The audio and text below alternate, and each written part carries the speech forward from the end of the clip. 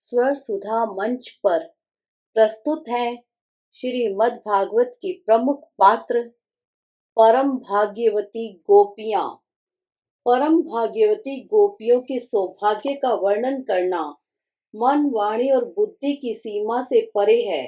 जिस प्रकार भगवान का लीला शरीर और उनकी लीलाएं प्राकृत नहीं हैं, उसी प्रकार गोपी प्रेम भी प्रकृति की सीमा से परे है।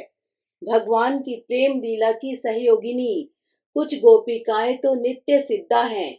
बहुत सी गोपिकाएं अपनी महान साधना के फल स्वरूप भगवान की वांछित सेवा करने के लिए गोपी रूप में अवतीर्ण हुई थी। उनकी लालसा इतनी अनन्य थी, उनकी लगन इतनी सच्ची थी कि प्रेम रस में भगवान ने उन्हें सुख पहुंचाने के लिए माखन चोरी, चीर हरण और रास लीला की दिव्य लीलाएं की। इन गोपियों में कुछ पूर्व जन्म की देव कन्याएं थीं, कुछ श्रुतियां थी और कुछ तपस्वी ऋषि थे। गोपियों का तन, मन तथा धन सभी कुछ प्राण प्रियतम श्री कृष्ण का था। वे संसार में जीती थी श्री कृष्ण के लिए, घर में रहती थी श्री कृष्ण के लिए और श्री कृष्ण के लिए ही ग्रह के कार्य करती थी। रात में वे जागकर प्रातःकाल होने की बाट देखती। उनका मन श्री कृष्ण में लगा रहता। प्रातःकाल वे दही मथकर माखन निकालकर छीके पर रखती कि कहीं श्री कृष्ण आकर लौट न जाएं। श्री कृष्ण की प्रतीक्षा में एक क्षण भी उन्हें युगों के समान प्रतीत होता था। व्रजवासी गोपियों की लालसा पूरी करने के लिए भगवान श्री कृष्ण उनके घर जाते थे और चुरा चुरा कर माखन खाते थे। यह वास्तव में चोरी नहीं थी। भक्त वत्सल भगवान इसी तरह से गोपियों की पूजा स्वीकार करके उन्हें प्रसन्न करते थे। जो गोपियां श्री कृष्णचंद्र की आयु की थी, उनके मन में श्री कृष्ण को पति रूप में प्राप्त करने की अभिलाषा थी।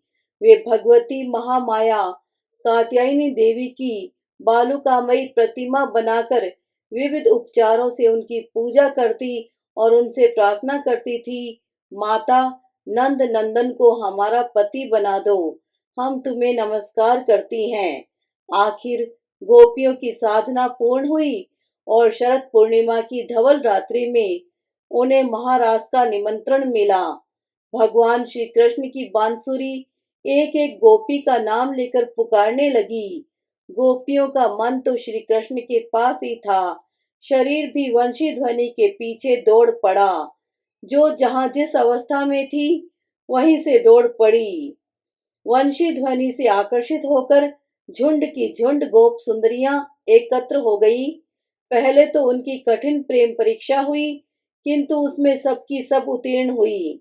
गोपियों के प्रेम के मूल्य में विश्वात्मा श्री कृष्ण उनके हाथों बिक गए। गोप सुंदरियां श्री कृष्ण को हृदय से आलिंगन करके कृतार्थ हो गई। महाराज ने गोप सुंदरियों के संपूर्ण मनोरथों को पूर्ण कर दिया। सहसा एक दिन श्री कृष्णचंद्र मथुरा चले गए। प्रियतम के विरह में गोपियों के प्राण तो श्री कृष्ण के साथ चले गए और ब्रजभूमि में उनकी छाया मात्र रह गई। कुछ दिनों के बाद उद्धव श्री कृष्ण का संदेश लेकर आए, पर वे भी गोपियों के प्रेम सागर में डूब गए। वास्तव में श्री कृष्ण वियोग की लीला तो प्रेम की परिपुष्टि के लिए हुई थी। यदि यह लीला न होती तो प्रेम की अंतिम परिणति भगवान की प्रेमाधीनता को प्रकट होने का अवसर नहीं मिलता। कुरुक्षेत्र की भूमि में गोप सुंदरियों तथा श्री कृष्णचंद्र का पुनर्मिलन हुआ। प्रियतम से मिलकर उनकी वियोगाग्नि शांत हो गई। जब भगवान के लीला स्मरण का अवसर आया, तब गोलोक विहारी के साथ गोपियां भी अंतर्हित हो गई।